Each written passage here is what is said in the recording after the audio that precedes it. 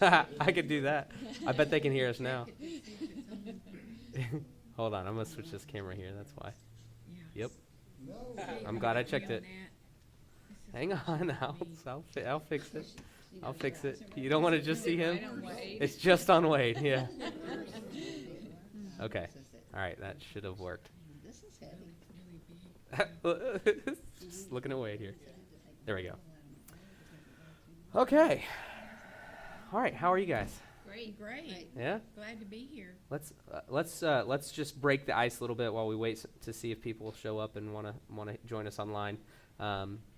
But let's hear some like highs and lows over the last couple weeks, because we didn't have this last week, huh? This has been 2 weeks now that we. We had the highs and lows last week. Yeah, you did highs and lows last week.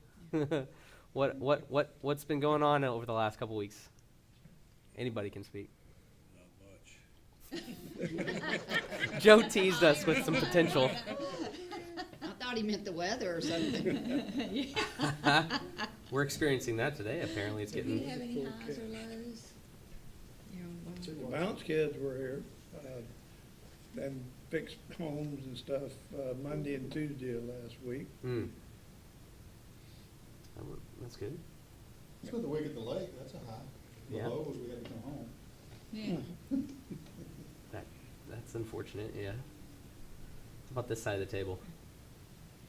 I did my normal stuff, but I did enjoy not having as much to do, Yeah. but I still do my normal everyday routine. So I guess I did go eat at the festival. Yeah. What's your And- favorite festival food?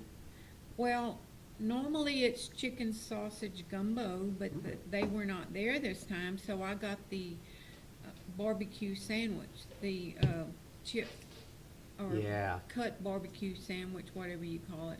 That was really good. And bloomin' onion, we have to have one of those. And These things you are know, like $15. Like, it was they were crazy expensive. $10. They Yeah. were Oh, $10. $10. That's Yeah. what it was. Wow. And they were It was the beautiful. turkey leg that was $15. Oh yes, That's those right. smell really good. Yeah, they I was do. almost tempted to go bite someone's. Can I just give you a dollar The for a smell bite? was so Yeah. good. It was really good. Tomahawk steaks. Yeah. Yeah. I've always wanted to do that, to get one. And Gnaw on it. That's like if you've ever been to Branson and go to the Dolly Parton, what is that? The Stampede. Yeah, Dixie Stampede. Yeah, we've been They there. just feed you like they just give you a whole chicken, like just for you. Like here's an entire chicken. I'm like, Oh oh, my this is goodness. great. I like this. Your dad Pigeon Cornish porridge. hens. That's too bad. Yeah. I'll take it. My favorite food there, they haven't had for the last 2 years, but it was the pork nachos, oh yes, and they those are quit good. doing that, unfortunately. So, I guess the food wagons change, or the people, or they may want to just rotate food, but maybe. Oh, I know Chance is always really busy over there. Hamburgers. Yeah. Boy, they eat that stuff like crazy. I never understood that though. Me either. Like you can go get a hamburger at It's any like- point. it's a Why? burger. yeah. Right? I'm I gonna mean, it's get good. I something did it. I got different. it. So there you go. Yeah. The line, is that the one at the Optimist? Yeah. Well, I mean, what is it about that burger? I don't get it. I don't know. People line up for that thing. Yeah, they It's do. like, Well, Caitlin did try the Monte Cristo peanut butter and jelly sandwich, ooh, yum. Oh, and she thought that was really good. really? Sounds good. And she also got the fried Oreo. She always I liked. did Oh, that yeah. too. Yeah. Yeah. Yeah, I It got was- some of those too. yeah. All right. Well, that's good. Well, you have to forgive me. I'm still battling this whatever Southeast Texas junk. So I'm on as much synthetic energy as I possibly can be at the moment. But we are. If you're joining us online, I just need to put that out there as well. Make sure you check in with us. Let us know you're listening. Let us know you're watching, and that way we can, put him to work. That's why he's our host here. So, but before we start going down chapter 45, I did want to open up with just a few moments of just reflection. Open the table, or if you're online, just to, I want this to be a way for us to be able to talk about whatever comes to mind when it comes to Bible study, or if you're having your own personal Bible study times at home, and maybe you've come across something, and I just want this to be that an opportunity for you to kind of do that. So if you've got questions about the Joseph study that we haven't been able to clarify at different points, or in your own personal Bible study, let's just open up the table for a few moments for that. Any kind of reflection or questions? Okay, you wanted us to look at 31, and that's Laban, who is the father of Leah and Rachel. Right. Rachel steals the gods, with Yeah. whatever that is. Mm-hmm. I'm guessing some kind of statue, or, I don't know, it never does say. Yeah. She, it doesn't say when she told him that she stole it, just that she stole it. Or does it in another place? No, it doesn't. Like, Jake, we're not led to. Okay, so just as a recap, if you were here on Sunday night, I talked about how right before class, I kind of, in my Bible study time when I'm reading through stuff, every once in a while something will spark like a connection, and I noticed that some of the stuff that we read in chapter 44 seemed to line up with this situation where Laban overtakes Jacob and Leah and Rachel and their family as they take off in the night. They're heading back home. They're tired of being with Laban, so they are running back home. And in the process of it, there's this just seemingly random moment where it says that Rachel took the household gods of Laban, and then as he overtakes them, this is what he accuses Jacob of doing, and he searches through all their tents and stuff, and she ends up sitting on it and says that she's of the way of the woman. She's on her menstrual cycle, and so he can't reach underneath her to see if he's got them. But then it's not mentioned again. And if there's anything that you read, if there's nothing else you get out of this class, or any of the previous classes, like, I want you to know that there is no accidental or random stuff in any of this. Like, it's all so intentional, especially if I can say that about any other book. Genesis is for sure, every line of it is setting up something. So those random, strange, off the wall, to the left field details usually mean something. But, and so my challenge to you guys was, if you want to go down a rabbit hole and put into practice some of this, was to go and try to read that narrative. Because what happens is you'll start to see there's elements of the story that took place in 44 where the brothers come, he implants the silver cup in Benjamin's sack, and then he has somebody go overtake them and bring them back. One of the things that line up is Judah says in chapter 44, if you find it in any of our sack, whoever stole it, he deserves to die. Which, of course, we know Benjamin is caught with it. He doesn't die. That's never even said again.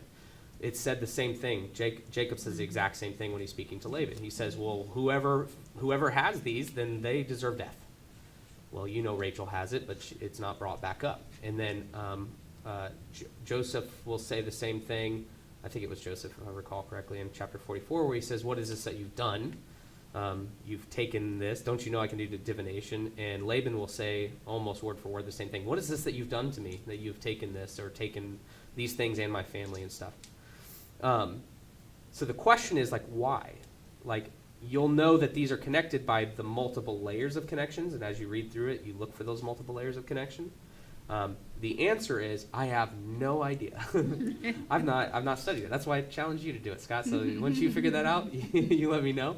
But I have read a couple commentators on it, and most of the commentators kind of fall in the line of, well, these were often just relics that, pagan gods that surrounding cultures would worship, and maybe Rachel didn't want her father to worship them anymore, or maybe Rachel was trying to take control over her father at that point.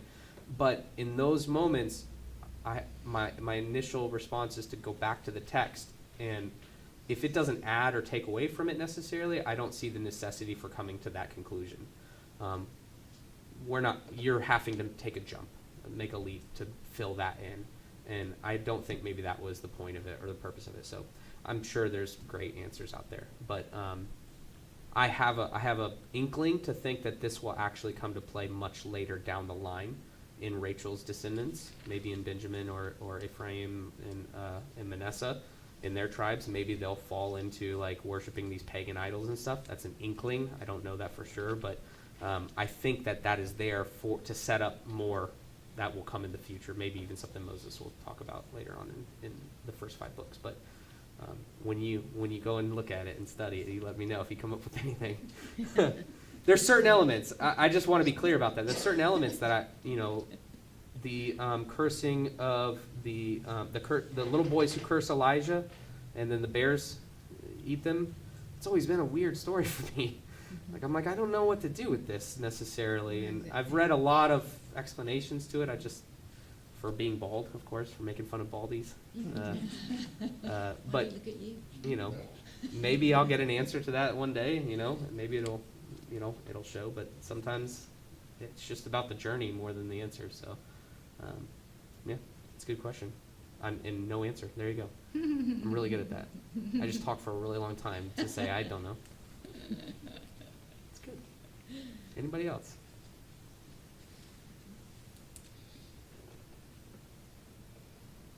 I saw you typing a whole bunch of stuff. So I Need to just get wanted up to know. 45, we're gonna get it. Also, Yeah. they talked about Laban had a dream, and then God gave Jacob a dream Mhm. as well about the livestock being spotted or striped or something. Yeah, so God will use a set of dreams to speak what will happen next with regards to the Jacob and Laban situation. So it'll be a dream that Jacob has that will tell him to take these things and to leave. But then it'll be a dream that Laban has that says, don't bring harm upon Jacob for leaving.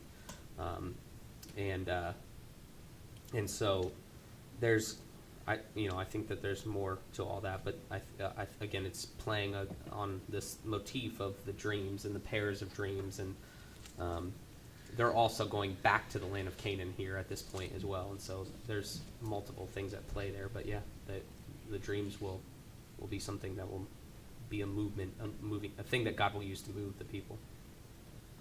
Mhm. Anything else before we start 45?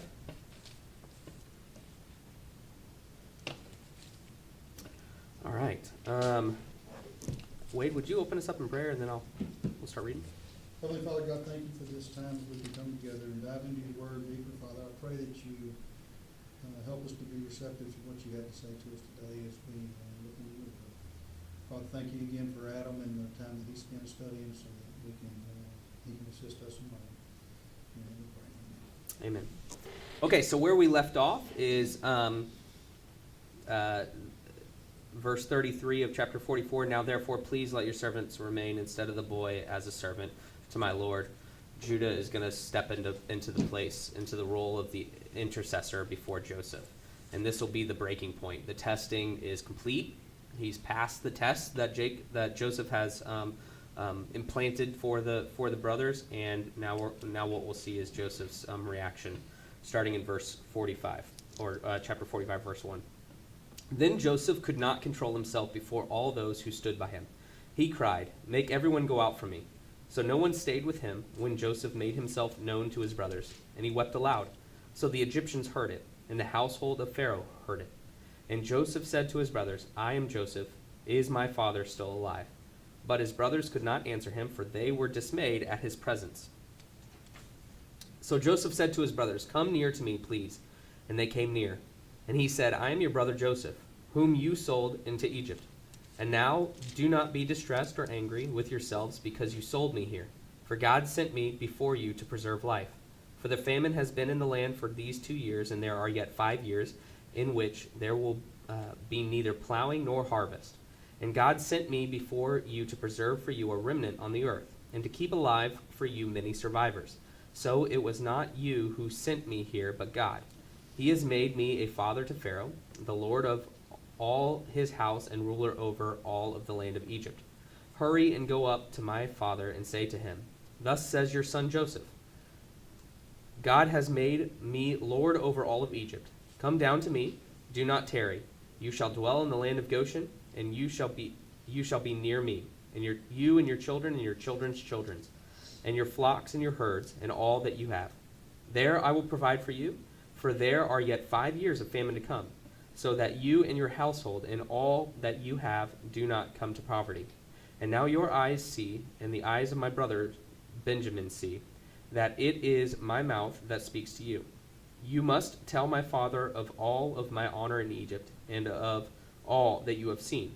Hurry and bring my father down here. Then he fell upon his brother Benjamin's neck and wept, and Benjamin wept upon his neck. And he kissed all his brothers, and he wept upon them. After that his brothers talked with him. When the report was heard in Pharaoh's house, Joseph's brothers have come, it pleased Pharaoh and his servants. And Pharaoh said to Joseph, say to your brothers, do this, load your beasts, go back to the land of Canaan, and take your father and your households, and come to me, and I will give you the best of the land of Egypt. You shall eat of the fat of the land, and you, Joseph, are commanded to say, do this, take wagons from the land of Egypt, for your little ones and for your wives, and bring your father and come. Have no concern for your goods, for the best of all the land in Egypt is yours. The sons of Israel did so. And Joseph gave them wagons according to the command of Pharaoh, and gave them provisions for the journey. To each and all of them he gave a change of clothes, but to Benjamin he gave 300 shekels of silver, and 5 changes of clothes. To his father he sent as follows: 10 donkeys loaded with good things of Egypt, and 10 female donkeys loaded with grain, bread, and provision for his father on the journey. Then he sent his brothers away, and they departed, and said to him, do not quarrel on the way. So they went up out of Egypt, and came to the land of Canaan, to their father Jacob. And they told him, Joseph is still alive, and he is the ruler over all of the land of Egypt. And his heart became numb, for he did not believe them. But when they told him all the words of Joseph, which he had said to them, and when he had saw the wagons that Joseph had sent to carry him, the spirit of their father Jacob revived. And Israel said, it is enough. Joseph, my son, is alive. I will go see him before I die. Okay. So, initial thoughts. Anything stand out when we read that? I wonder what the look on his brother's face was, on their faces was whenever he said, I am your brother that you Yeah. sold into slavery. I think kind of shock and fear. Yeah. Like, what's he gonna do Yeah, to what- us Yeah. now? Yeah. Verse 3 at the end of it. What does it say? What does your translation say as far as their look? Mine's dismayed. Dismayed. Yours has terrified. Mine has terrified at his presence.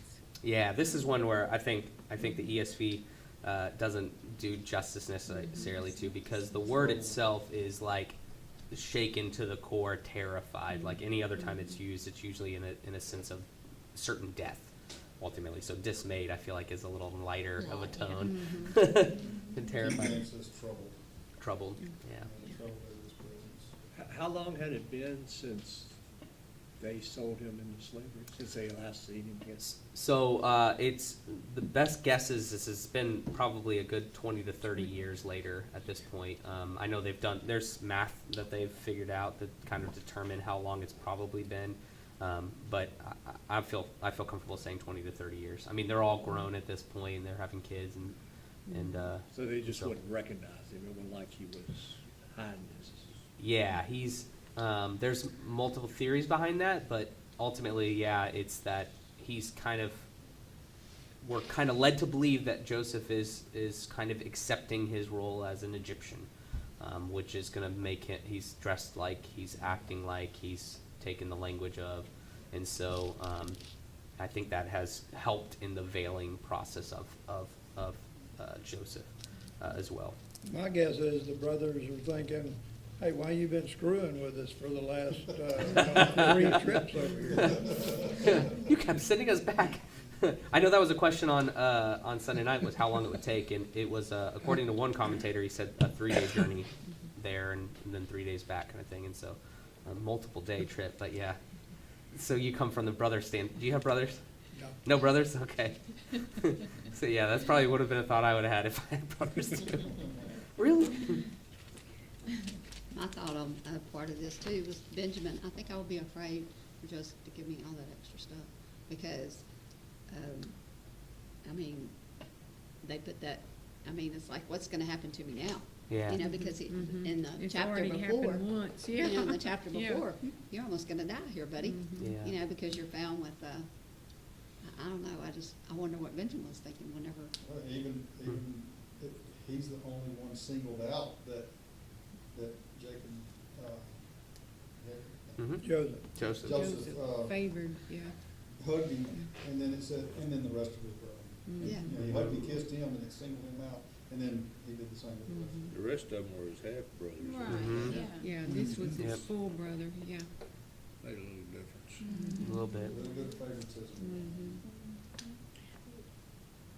I think too that the brothers had to be thinking back when he told them about his dream, that he was, Yeah. that Mm. people would be bowing to them, they would be bowing to him, and his dream actually came true. Mm. So I feel like they were thinking, what, he told the truth. Yeah. His dream did come true, and he did what he. because he's over all of Yeah, Egypt. yeah. I will say that is something to note, is that that's not ever brought back up. Yeah. Like, we're not ever It's given a forgotten, conclusion as far as that basically. goes. Like, you Mhm. kind of are led to infer the fact that, oh yeah, they all bowed to him. Mhm. Everybody had to. Mhm. But in the back of their minds, he told them that he could do divination or whatever. Mm. They gotta think, hey, maybe he can, because he told us this back when he was a child, that Mm. this was gonna happen. And he forgave his brothers for what they did to him and provided for them because he loved them. He didn't quit loving them. Yeah. And he could've Because said, he "I was, told you so." yeah, he Yeah, feels he took like you very that well for them. God was the reason, I think, Yeah. that he's the one that, he did it. So he's letting the brothers know that God was in control, Yeah. not him. He did what God led him to do.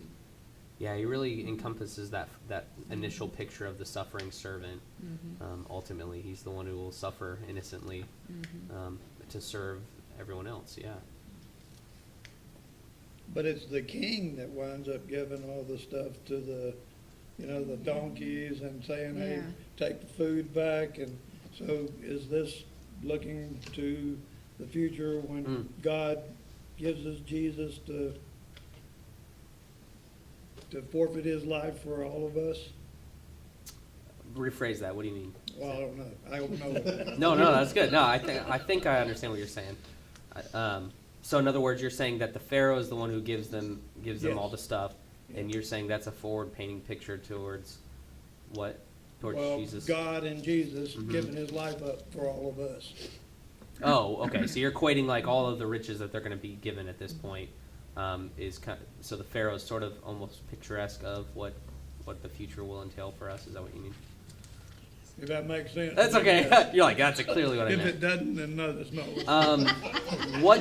What is the context to where we are? Like, what are we supposed to be thinking again, going into this chapter, with regards to where Joseph is? Wrong land. Wrong land. He's wrong people. And that's why I kind of Ruling. wonder why the Pharaoh is even helping with all this. That was the same thought I had. Okay, here he's bringing more people into Egypt that are not Egyptians. for that land. And so what was the purpose of bringing them there? Well, and for us, we would look at that like, oh, Pharaoh is blessing these Uh-huh. people unnecessarily, right? Mm-hmm. What does it lead to? Yeah. Are they What's really? his Is plan? is he really? Is this really going to be a blessing to them in the long run? Mm-hmm. No, like not at all. This is going to lead to them enslaved. They're in the Yeah. wrong land with the wrong people. Yep. And I think so. I would venture to say that this is kind of a play on, again, we're still being brilliantly challenged with what we would consider as to be right, what we would consider as to be wrong, what would actually be a blessing. Like, God's going to also make good, I think, to his promise to Abraham to bless those who bless him and to curse those who curse them. And so for a while, I think Egypt will be blessed through this whole situation as well, because they have the choice to bless this situation. I think Pharaoh is choosing it. But it doesn't mean it's good, necessarily. Doesn't mean it's bad. Yeah. You can just kind of see like the play of like, I don't know what I'm supposed to think of this, because at the end of the day, we're pulling, and this will come into play here in the next chapter for sure. We're pulling them from the land that they're supposed to be. In fact, in that chapter 31, that's the land they headed back to again. Like, we got to get back to this land that God's promised us, right now there's one plot of land that belonged to Israelites. It's the only plot of land that they actually own. It's the one that Abraham bought, the cave that to which will come into play here again. And this right here again is setting up the end to the whole Genesis scroll.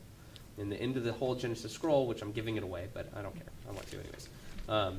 Is if you go to chapter 50 and you go to the very last line, it says, verse 22. It says, so Joseph remained in Egypt, he and his father's house. Joseph lived 110 years. Joseph saw Ephraim's children into the third generation. Oh, I'm sorry. I skipped too far, but that's okay. The children also of Machir, the son of Manasseh, were counted as Joseph's own. Skip down to 26. So Joseph died, being 110 years old. They embalmed him, and he was put in a coffin in Egypt. In Egypt. And what we'll get to in next week is that's not where Jacob ends up. In fact, it's a whole to-do about him getting back to the land of Israel. Yeah. Yeah, because And- didn't he want to be buried by his son? He wanted to be buried by his sons in the land that was promised to his grandfather. And Jake and Joseph will say the same exact thing, except we're left on the cliffhanger that, nope, They didn't do it. Yeah. nope, he's dead and he's buried in Egypt. And then you're just like, oh no, the wrong land, the wrong people, like buried in the wrong place. Is this going to be good? Is this going to be bad? And then turn to page 1 of Exodus and you start to realize what happens. Yeah. So, another question came in, says, Joseph believes it was God's will for him to be sold to Egypt so he could ultimately save his family. However, because all the Israelites came to Egypt and multiplied, therefore many years later they were made into slaves by another Pharaoh. I don't know how that The happened. one after or something. Was that God's will? This is, again, this for me, I think we're so quick to want to weigh the scales certain ways. And the Bible's really good at trying to show you, like, quit weighing them certain ways, because the moment you think something is good, something bad comes from it. Something you think is bad, God will use for good somehow, and you're supposed to be left going like, all right, his ways are not our ways. Like, they're greater than ours, and we're not really all that good at deciding what is good. But what we can understand is that God knows, and God understands, and God is sovereign, and there's nothing that surprises God. And he could take these things that end up bad or things that we mess up and use them for good, you know. And just like the Israelites are God's chosen people, the Egyptians are sold, and the whole world is saved through this whole situation too. And so it's just it kind of like wipes the slate clean as far as trying to figure out what's right and wrong as far as people goes, and only looks towards allowing God to do that. And for us, we just have to see that, like, it's all humanity. It's just being human. It's the process of being human. Because the moment I place myself above the Egyptians is a moment that I'm saying I'm more special or chosen by God or whatever it may be, or justifiably in morals better than them, is a moment I've placed myself into God's position. And that's, I think this is from page 1 on, really trying to show you that we're not good at really, that's what causes wars, that's what causes death and destruction and taking advantage of, and slavery and human trafficking and all this stuff. It's lessening another individual, another part of God's creation below your own thoughts and standards, if that makes sense. And so I think you're supposed to question all these things. I think you're supposed to go, I don't think I get this at all, because I would have never, ever sold my brothers into slavery. I said that was morally bad from the start. But it led to the salvation of everyone. So was it bad? Well, then it led to the enslavement of all Israelites. Of all of Well, them. maybe it was bad. But that led to Moses standing up and leading them out into the... So was that bad? I don't know. Like, I don't know what's right or wrong. I think that the one who's in control and isn't surprised by it all, that's the one that we need to focus on more. Anything else? Did anything else? Okay, so I don't see all the deep stuff y'all see. I see silly things like this. So, Gotta have humor. well, it's just, you know, but this kind of stuff, it irritates me. To his father he sent as follows: 10 donkeys loaded with the good things of Egypt, and 10 female donkeys loaded with grain, bread, and provision for his father on the journey. Go. Thank you for not reading the King James Version. I had to bleep it. But Yes. Why does it say Mhm. female on one and not the other? Is it just a? It's great. It's a good Yeah. question. Yeah. It's a really good You question. don't know. I've got no idea. That's what I thought, maybe so that, yeah. But it doesn't say Yeah. the others are. Could multiply. Like you just That's assume. what I Which was will thinking, come into something play. multiply. Which will come into play, we might as well just keep on going, right? Where are they gonna settle? What land are they gonna settle in? Are you talking about in In Exodus? Exodus? No, well, no, in that he specifically is gonna say, hey, look, you're gonna go and you're gonna stay here.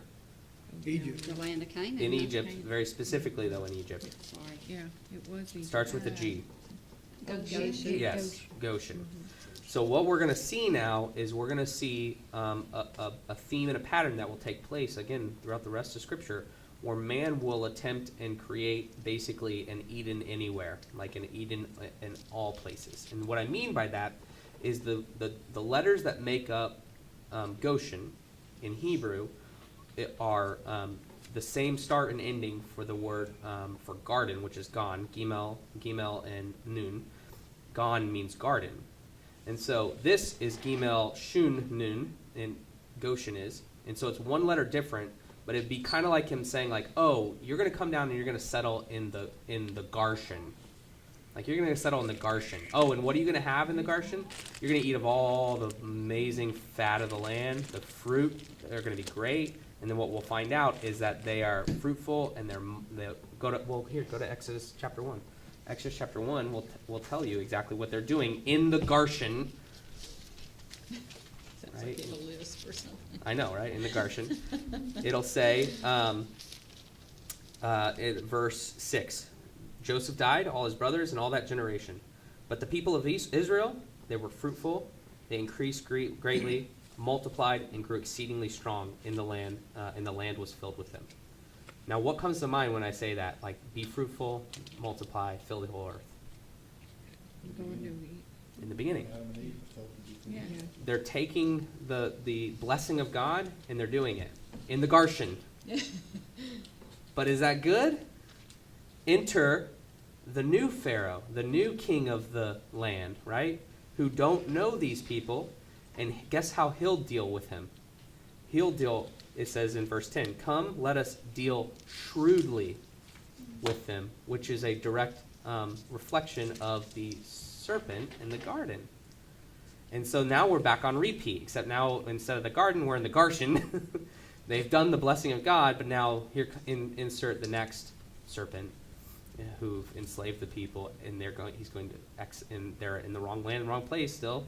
They're living in exile, and so it's just playing with all those little themes that we've been reading all throughout Genesis. And so you get the idea that they're not only are they bringing back the male donkeys and the female donkeys, but what are they loaded with? Very specifically, what are they loaded with? Oh. Corn, wheat? Yeah, all the, The good thing. No, what does it say very specifically? Chapter, which, It is in chapter 45. The female with grain, bread, and provision. Yeah, so are we bringing fruit back? Are we bringing grain back? We're bringing grain and bread. Has bread been a theme that we're constantly seeing a little And bit? provision. And provisions. He's going to go real undetailed at this moment, right? Yeah. But it's just little tiny, the best way I can explain it is like, it's just little winks. They're little winks of like, hey, by the way, we're going to take the male and the female donkey, each of their own kind, right?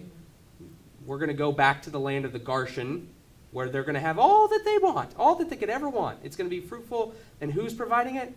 Oh, Pharaoh. In the wrong land, with the wrong people. And they're going to be fruitful, and they're going to multiply. But it'll lead to enslavement and exile, because we don't live in the garden yet. We're still in exile. We're in Garshin now. Yeah. We're in man-made garden. Right? And it's going to be a theme that will just continue to build out. So, in verse 3, Joseph said unto his brother, I am Joseph, does my father yet live? Hmm. And they didn't answer him, Hmm. because they were troubled, Hmm. right? And then you go down to, oh goodness, talks about sending them to go see, here it is in verse 9, haste ye and go up to my father and say unto him, thus saith thy son Joseph. They never answered his question. How does he even know that his father's alive? Every word is so intentional. Why would it matter for them to not just not answer, but could not answer him? You know, they couldn't. He probably already knew that from the chapter before, But why is he asking again now? because he said it would kill his father. So he should assume that he was already alive to start He with. doesn't believe him. Can you think of another time? He doesn't believe him, surprisingly. He doesn't believe his brothers. We're in a theme of growth, right? This is what makes him break down is, oh, my brothers have learned. They've grown, right? Can you think of another time when the brothers could not speak? Well, whenever they brought the coat They back didn't tell to the their dad father. saying, hey, Yeah, so right before that, though, at the beginning of the chapter, Oh. what does it say? What does it say in chapter 37? What does it say about the brothers? How did they feel about Joseph? Chapter 37? They were jealous of him. well, They were incredibly jealous of him. So much so that they could not speak a Yeah. kind word to him, right? Mhm. So now we go from can't speak anything nice, Couldn't speak. now they can't speak at all. Mm-hmm. And we're contrasting that with Joseph, could not control his emotions anymore. He's overwhelmed with this. And then how does this complete? It completes at verse 15 of 45. Weeping. Yep, at the end of it, though. He kissed all his brothers And they talked. and they talked to him. And what you just saw is a nice tied up beautiful bow in this beautiful literary cycle of it starts where the brother's jealous, they can't speak a word to him, it sells him into slavery. All this happens. Now they can't speak for fear, but in his emotions are causing him not to hold back anymore. And now here they go, they all embrace. And now we can go back and talk. It's just a random line where they're just sitting there talking, right? But you can see how literally that just tied everything back up together, right? We're all one cohesive thing anymore. In fact, this will be something that will come to play at the end of Revelation, or in Revelation 21, when it talks about in the new heaven, there's going to be like a gate. There'll be 12 gates that surround them, and on the names of each of those gates will be the names of the brothers. And it'll be another picture of the time where all the brothers are embracing each other in a gate, in a picturesque way, a city around the new city, the new Jerusalem, the new heavens, the new earth. So it's just a tiny like wink of, hey, there'll be another time when these 12 brothers will embrace again, and it'll be around the new heaven, the new earth, and all of that again. But it's just a way to, it's kind of that chiastic structure where they can't speak a word, now they can talk again. It's just a random line in there that doesn't add anything, take anything away with it, but you can see how, oh, we've grown. It's happened. It worked. They can now talk. I have a question. Yeah? And I've read part of it forward and I've read part of it back. But I'm trying to remember, okay, so does Joseph's dad ever find out that he was alive before he died? Before Jacob dies? Yeah, yeah. Yeah, he's going to come down. Okay. He'll come down to be with them in the land of Goshen. Yeah. So he dies, his daddy dies in Goshen. Yes, because what's going to happen, the reason why we're going to kind of skip through next week, we'll finish the last 5 chapters. We're not going to hit everything, is he's going to take them down a line of blessings for the families and whatnot. And there's some little, really, I mean, there's a lot of important stuff in there, but just for sake of time, we're going to kind of skip through that a little bit. And he'll bless them all, and then he'll have the request to Joseph that, please don't let me die down here. Don't let me be buried down here. I want to be taken back up. And Pharaoh will be okay with it and send him back up. And So did he have questions, I wonder, for the brothers that had brought that garment back? And yeah, so that brings up the question of don't quarrel, because I know that kind of brought up a little bit of a line. Well, what was everyone's thought when he says like, hey, don't hurry, go, don't start quarreling it's on like, the I trip. told you, we should have not done this, or, Uh-huh. Just behave. Behave, do not quarrel on the way. play the blame game. So did any of your translations say something different? It's a verse 24, yeah.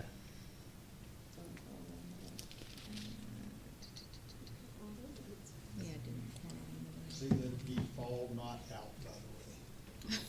What? Okay, that's like, Say that again? King James. yeah. See that you fall not out, by the way. See that you fall not out. So, It's kind of falling out. yeah, what do you think of when you think of quarreling in your mind? Bickering. Arguing. Argument. Yeah, it's like any road trip you've ever done with your brothers, I'm With your pretty sure. kid, oh, yeah. Yeah, there's a lot of Don't look at quarreling. each other, don't touch each Yeah, other. don't touch each other. You sit on this side of the car and you sit on this one. But the word for quarrel here, want to try that? What is it? Let's see. Regaz, yeah. It means to tremble or to quake or to rage or to quiver or to be agitated, be excited or perturbed. This will be the same kind of word that's used when earthquakes happen. The earth is quarreling. It's regazing, In other right? words, he gave them all a good dose of Benadryl so they'd sleep on it. Well, okay, put yourself in the brother's position now, right? I don't know why this came to my mind. What is it that, what was that old show where, I keep thinking of the Vitamin and Vegemin. Lucy? Lucy. I love Lucy. Lucy, you got some splaining to do. I don't know why I thought about that. But think about the brothers who are now going to bring a report, a bad report back to the father, hint, hint, or a good report back to the father, hint, hint. Oh, he's going to bring a good report now to the father. There's another tie up here because he brought a bad report. They're going to bring a good report.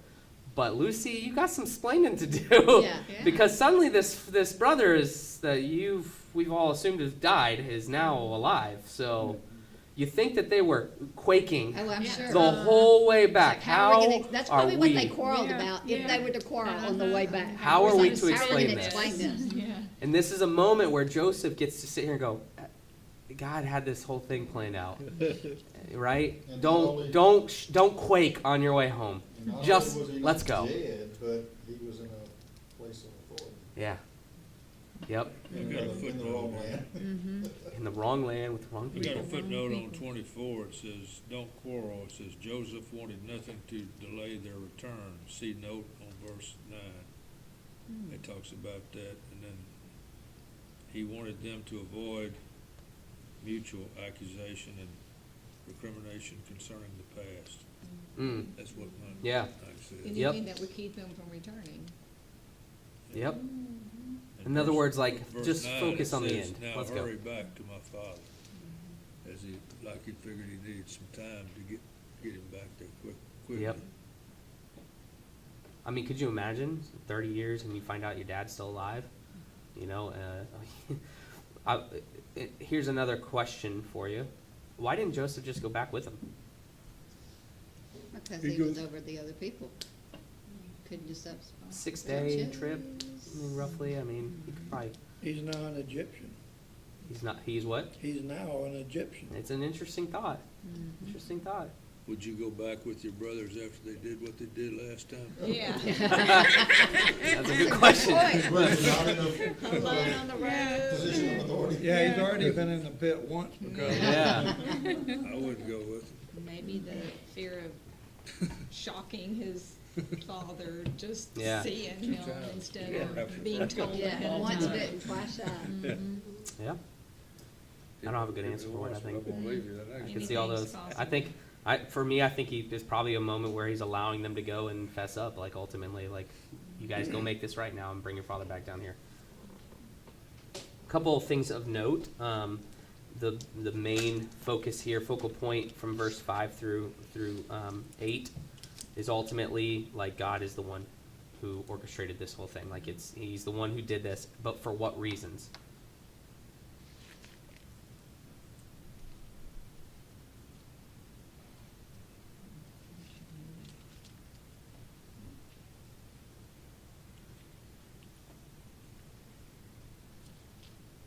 Into verse 5 will give you Well, to preserve life, it says. to preserve life, and then what life?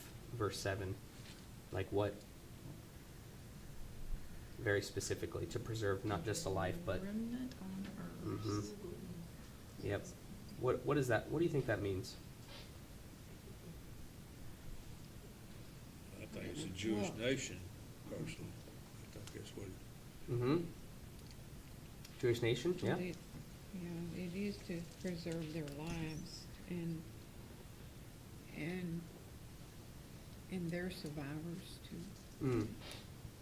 Yeah, that Yeah. was part of the reasons to keep their family group alive Mhm. and not have it all be killed off, maybe, Yeah. that he Why still would wanted- that be important? Why would it be important to keep them? It's the promise God made in him. Yes. Which was what? That you would be multiplied by the sons of the seed, and that his seed would continue. Yep. And on to Jesus, basically. Yeah. So that through him all nations will be blessed. Yep. And so this is going to be playing off of the Noah narrative, where a remnant, a righteous remnant, will be brought through the decreation, through the chaos, in order through him will then bring blessing through all the world. And so it's going to be a situation where this had to happen in order to protect the righteous remnant from death and destruction. And this righteous remnant will then go on and it'll continue on down to the line of Jesus. And I wrote this down in my notes. I thought this was an interesting thought. This will not be the last time that Egypt will be used to preserve a remnant that will lead to new life for all of the world. Can you think? Well, Esther, yeah. Can you think of another time, like in the New Testament, Jesus is a baby. when, hey, Herod is trying to kill all the babies. You guys have to leave. You have to go. And they go down to Egypt, and it'll be the time that the remnant will be safe through the belly of the beast, through the grave in Egypt, in order that new life will begin to take place. And so, again, you can just see like slight, clear pictures of what Jesus is doing and what God's doing through all this in each one of these little things. But why didn't we know why the flood came? Because the evil on the earth. Hmm? Why did the famine even come?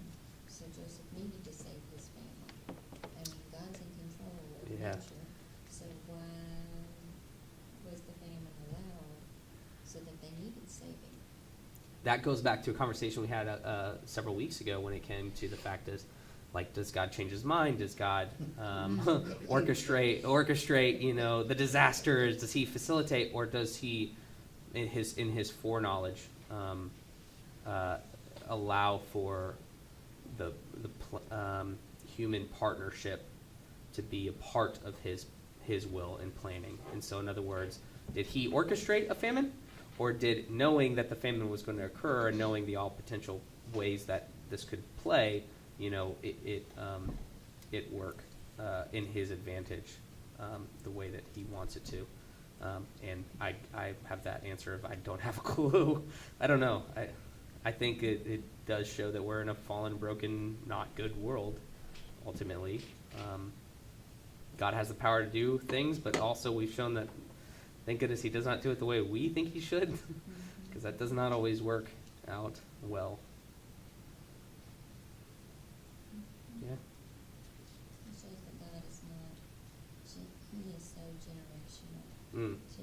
Like, Mhm. our viewpoint is from when we're born to when we die. Right. But God's is so He exists outside of time. Time was created at that point, and so he exists outside of that. And so, like for instance, I'll kind of show this point. Have you ever thought about why Israel? Why was Israel the nation to which he chose to give to his people? I don't have a map in here, do I? No, I don't. Anybody ever thought about that? Well, Joseph was able to tell him about his dream. When he was talking about Joseph and the Pharaoh. Well, okay, so, but why would Israel be the nation, like the actual location of Israel? Why would that be considered the promised land? Like, if you've ever seen Israel from even outer space, Yeah. what does it look like, for the most part? Desert. Yeah, it's like brown, rocky desert. It's not ideal. Now, there are some beautiful parts around it, for sure. But if you were to pick out of all of the Fertile Crescent areas, including down here in Goshen, around the Nile, where it's all beautiful and green, you would not pick there, right? Humans would, that's not, there's a reason why most people who come and conquer Israel, they conquer Israel and then take them back home.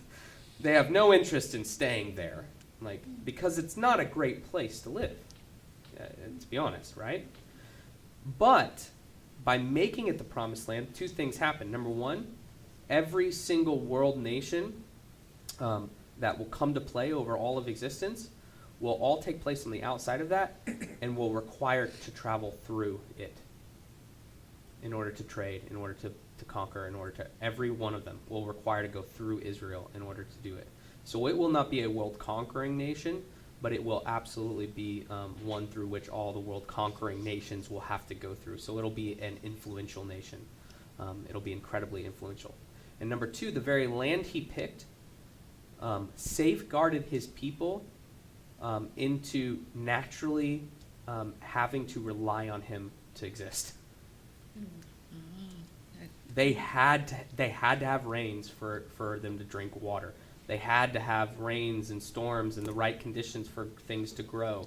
They needed the God element to rely on him in order to exist in this really not great land. Meanwhile, all the other ones, they're watered. They're doing great. They're self-sufficient. And I think it protected them from becoming a world crazy superpower, but one that would ultimately, like in this story, the Ishmaelites would be coming down through the trade route, and that is through which they will become culturally influential to all of those nations, as opposed to being a world superpower. So I don't remember how we got to that. I don't remember how we started. Did God create the famine or not? I think it's difficult to play, but I just think he's got it under control. Yeah. That's good. We've not hit everything. Obviously, there's so much more in all of this that I think is really interesting. But we are seeing, we've now kind of tied into a bow, like this what started this and where we've ended it. They're now all reclothed now, just like he was, even with Benjamin getting the 5 extra pairs and the extra silver and the extra gold and stuff like that. But we're left off with, okay, now we got to get Jacob back down. And so that's what we'll pick up on Wednesday night, and we'll finish 46 all the way through 50 on Sunday night, And so, in closing, what's your thoughts been so far now that we've kind of wrapped up a lot of this? I've got another Yeah. footnote on 45:18. It says, "You can enjoy the fat of the land," an echo of Isaac's blessing on Jacob. See 27:28.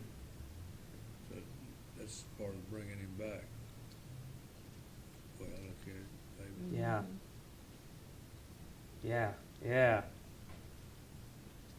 Yeah.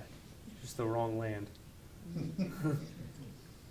Well, didn't say what land, it just said the fat of the land. I'll end with this too. How many tribes are there? Do you know how many tribes of Israel there will be? Should be 12. Yeah, me too. So, but when you go down the list of the 12, who is not included in the 12 tribes of Israel? Have you ever heard of the tribe of Joseph? Have you ever heard? Have you heard of the tribes of Ephraim and Manasseh? That's his sons. So why, when you count those up, that equals 13. So where do we get 12 tribes from? And why isn't Joseph? You just want to start a pot. I am. Because they were Egypt. Yes. descendants. Yes. So we get the idea that Joseph is kind of like fully like incorporated down here in Egypt now. Yeah. But his sons are still half. And the 2 half sons of Israel ultimately will make up one whole. But the Levites will not own any land in Israel, so they won't be counted. And Manasseh and Ephraim will be counted as the other 2, so that'll equal up 12. And every once in a while they'll call them in like Chronicles and stuff. they'll call it the tribe of Joseph, but what they mean is Manasseh and Ephraim. Mm-hmm. So there's your fun Bible fact for the day. Anything else? A really united family. Yeah. Stands out to me. Yeah. So now as you read through these future narratives where these tribes become whole people groups, be on the lookout for how their people groups will reenact the sins of their founding father ultimately, and how favoritisms and Benjamin ultimately will be almost all killed at the hands of his brothers later on down the line at the end of Judges. Except it'll be the people group of Benjamin as opposed to Benjamin, and they'll be forced to have to intermarry in order to correct that. And then you'll see it's like they put the cap on of these founding fathers and watch how they'll continue this interplay throughout the rest of the book until ultimately what happens like when they're exiled out and lost for whatever. But So they do continue to quarrel. yes, they do continue to quarrel. That's good. All right. Really big family. I think we're right on time, 1 o'clock. So I'm going to pray, and then we can end this. God, thank you so much for your word. Thank you for the time that we've got to spend in this Joseph study. As we wrap it all up, God, I'm so thankful that the takeaway that we can get in this is, while we are really, really good at constantly trying to mess really everything up, I'm thankful that it's not a surprise to you. You're the constant, you're the consistent, you're the one who's sovereign, who's got this all under control.